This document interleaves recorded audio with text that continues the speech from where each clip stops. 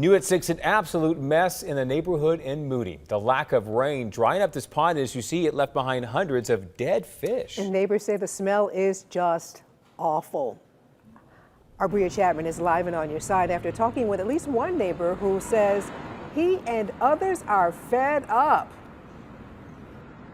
Yes, Sarah, I went to that area today and it stinks. It smells terrible. Now, the homeowner I spoke to tells me that smell has gotten into his house and he's tired of it. He said he cannot get anyone to do anything about it. And he says he, along with his neighbors, spend thousands every year with their homeowners association, and they say they should be the ones that cleans up this mess.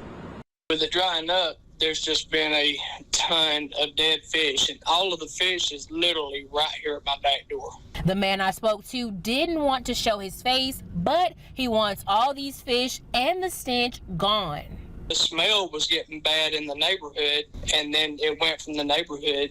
Now it's inside the house. He says he has reached out to their homeowners association, but so far nothing has changed. Our HOA, this is the HOA where if you have a welcome sign at your front door, you'll get a $50 fine for having a welcome sign there. So it's just very strict. And, you know, I feel like it's the HOA's responsibility to do that.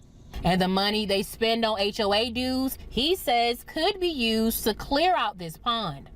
And we pay the highest in HOA dues, and the rules here are so much stricter than it is anywhere else. And I mean, I get having the rules, you know, keeping yards clean, not having trash cars in your driveway, but I don't think it's too much to ask to pull some of that money out and at least put some lime on this pond, on these fish, to kind of get it to go away pretty quick. Yeah, now I did reach out to their HOA, and they contacted me and says that they said, quote, the Avondale Board of Directors is aware of this issue. They care about the residents, and they're in the process of handling this. Now we'll continue to follow this story and update you on air and online as we learn more. Reporting live in downtown Birmingham, I'm Bria Chapman, WBRC Fox 6 News on your side.